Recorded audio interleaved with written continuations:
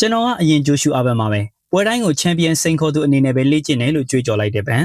ပရိသတ်များအားလုံးပဲမင်္ဂလာပါကိစိုက်ဂျာနယ်ကနေကြိုဆိုပါရစေ UFC Flyweight Champion ဂျိုရှူအာဘန်လက်တလောပြောကြားလိုက်တဲ့စကားတွေဟာကမ္ဘာအဆင့်တိုက်ခိုက်ရေးသမားတယောက်မှရှိသင့်ရှိထိုက်တဲ့စစ်မှန်သောစိတ်ဓာတ် True Mentality ကိုအပြည့်အဝမိမောင်းထိုးပြလိုက်တာပါပဲဖေဖော်ဝါရီလဟူစတန်ပွဲစဉ်အတွက်သူရဲ့ကြိုတင်ပြင်ဆင်မှုနဲ့စိန်ခေါ်မှုတွေကိုတုံ့ပြန်ပုံကပရိသတ်တွေကိုရင်ခုန်စိတ်လှုပ်ရှားစေခဲ့ပါပြီလက်ရှိ MMA လောကမှာချန်ပီယံတချို့က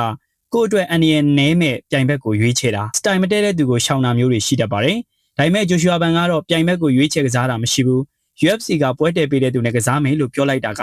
သူ့ရဲ့ယုံကြည်မှု confidence ဘယ်လောက်မြင့်မားလဲဆိုတာပြသနေပါတယ်ဒါ UFC ဥက္ကဋ္ဌဒန်နာဝိုင်းနဲ့ပရိသတ်တွေအကြိုက်ဆုံး anytime anyone ဘယ်အချိန်ဖြစ်ဖြစ်ဘယ်သူနဲ့ဖြစ်ဖြစ်ဆိုတဲ့စိတ်ဓာတ်ပါပဲဖေဖော်ဝါရီလမှာကျင်းပမဲ့ပွဲကဟူစတန်မှာဖြစ်မယ်ဆိုတာဂျိုရှူအာဘန်အတွက်အကြီးမားဆုံးတွန်းအားပါပဲသူဟာတက်ဆတ်ပြည်နယ်ဟူစတန်မှာအခြေချနေထိုင်သူဖြစ်လို့ဒါဟာသူ့ရဲ့အိမ်ကွင်းပွဲစဉ် home game တစ်ခုလိုဖြစ်နေမှာပါခပတ်လိုချင်တဲ့ကောင်တွေလာခဲ့လိုက်ကြပေါ့ဆိုတဲ့စကားက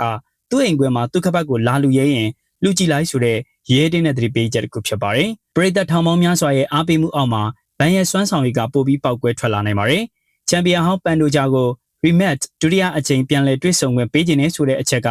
ဘန်ရဲ့အားကစားစိတ်ဓာတ်ကိုဖော်ပြနေတယ်လို့သူ့ရဲ့နိုင်ပွဲကကန်တရားမဟုတ်ဘူးဆိုတာတက်သေးပြခြင်းတဲ့သဘောလေးပေါ်လာပါတယ်ပန်ဒိုဂျာဘက်ကအစင်မပြေသေးလို့တခြားသူနဲ့ကစားမယ်ဆိုတာကလည်းဝိတ်တန်းတစ်ခုလုံးကိုငါကဘယင်ပဲကြိုက်တဲ့သူတက်ခဲ့လို့တကားဖွင့်ပေးလိုက်တာနဲ့တူပါတယ်ဒါက flyweight တန်းကိုပို့ပြီးတက်ဝင်လှုပ်ရှားစေပါတယ်ဒီအင်တာဗျူးရဲ့အနှစ်သာရအရှိဆုံးစကားကတော့ကျွန်တော်ကအရင်ကဂျိုရှူအာဘန်ပါပဲပွဲတိုင်းကိုစိန်ခေါ်သူအနေနဲ့ပဲလေ့ကျင့်နေဆိုတဲ့စကားပါပဲ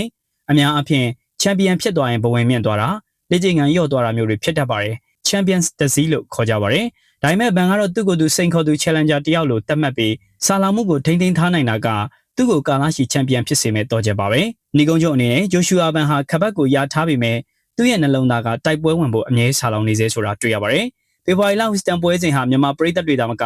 ကမ္ဘာ MMA ပရိသတ်တွေအတွက်ပါမိကုံရန်ကုန်ကြည်ရမပွဲကောင်းတစ်ပွဲဖြစ်လာတော့မှတေးကြနေပါပြီခင်ဗျာ။အားလုံးကိုကျေးဇူးတင်ပါတယ်။